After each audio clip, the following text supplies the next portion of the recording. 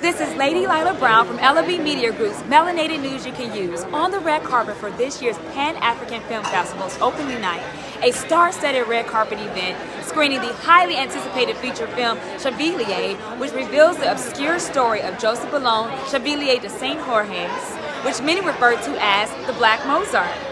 For those who have been following my broadcast for years now, we all know he's incomparable. Mozart could never.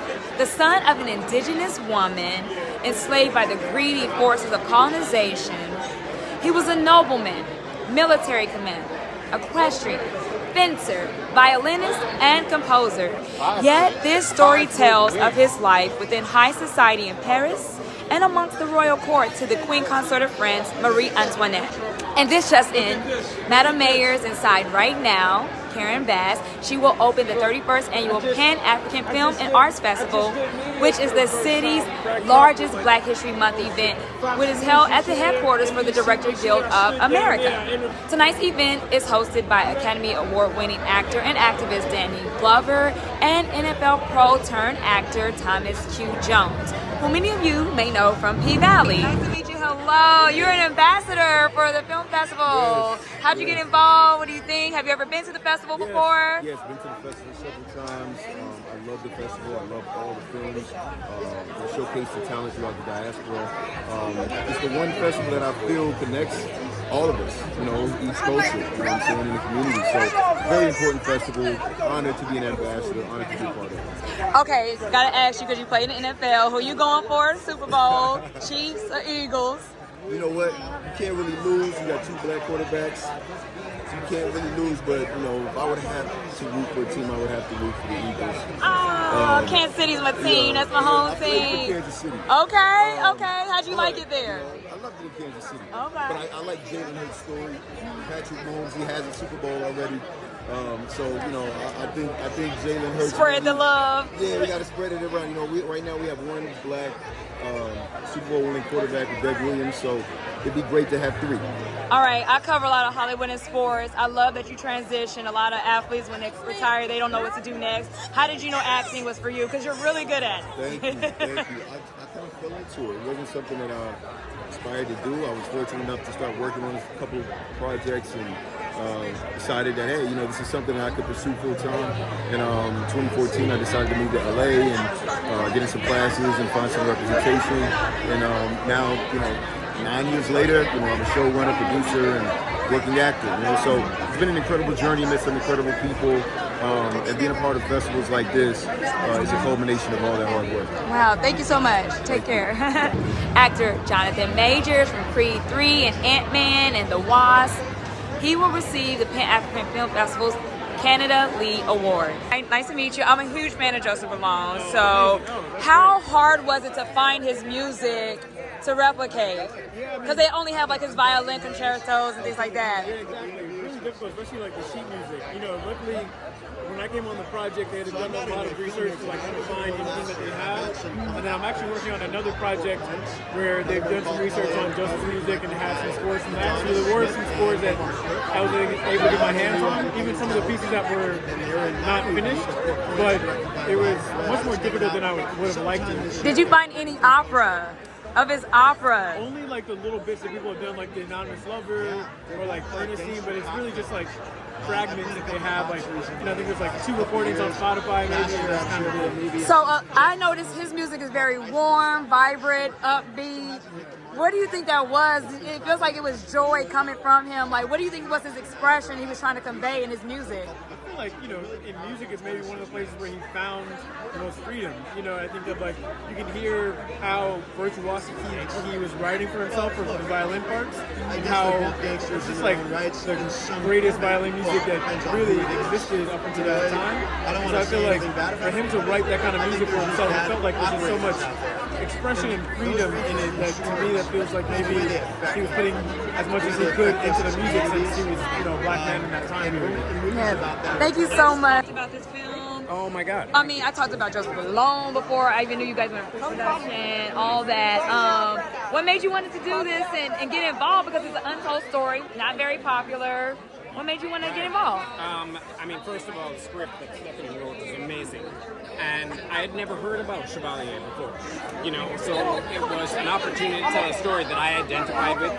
Chevalier came from Guadeloupe in the Caribbean. I'm from Jamaica in the Caribbean, and his journey felt like something I recognized and I understood, and I felt like it was an important story to share with the world, because for a large portion of the last 200 years, his story has been and contribution to culture, music, creative arts has been suppressed and erased, and I felt it was really important to reclaim that story. Man, there's so much about his life that people don't know about, and I heard that they can't really squeeze everything in with the military.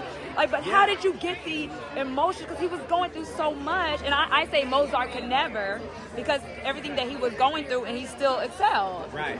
And I don't know if I can get you two together or. Yeah, for sure. Yes. Hi. I've been following. This is the visionary. Yes, I followed the life. story. I followed the life of Joseph Bologne. Then when I heard about the production and everything, I just wanted to know, like, how did you, think to get involved with this, because it's so obscure. I heard about him when I was super young, I think maybe high school, around 15 or 16 years old. So I've been living with this guy in my head for 15 years of my life. So, I mean, it's been a lifelong dream. I was asking, how did you convey so much of the expression of his music and everything he was going through at that time? Like, how will you bring audiences into this world that is kind of unknown still?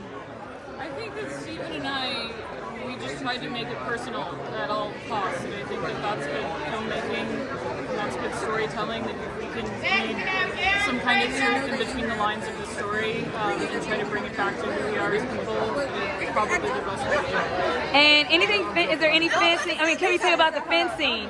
He was a fencer as well.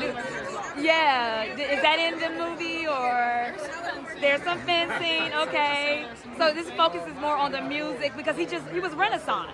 Right. Yeah. So how did you decide, like, how much to keep in or not show, or?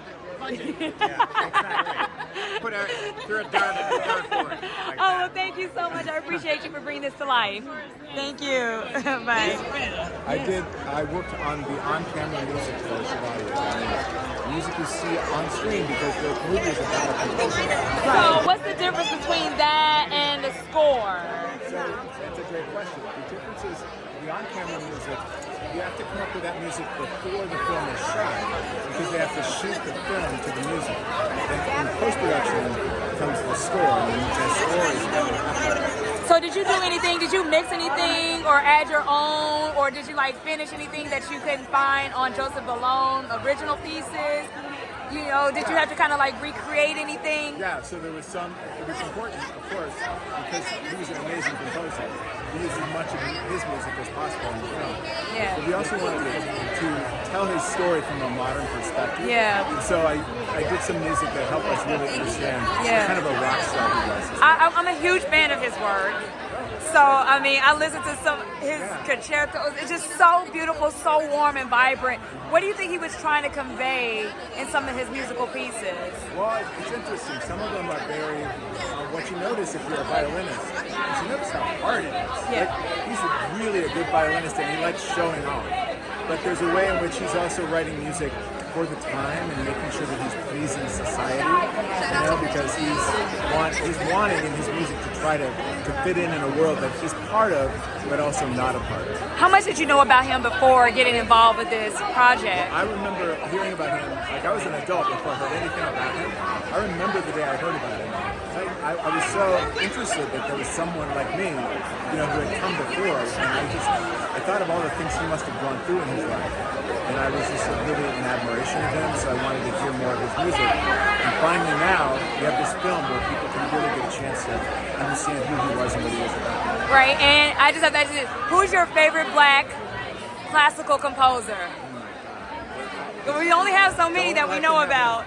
I'm going to choose Duke Ellington. Okay. He was someone who managed to be completely in his own style and of the time. Yeah. But he also wrote for the concert hall as well as for the club.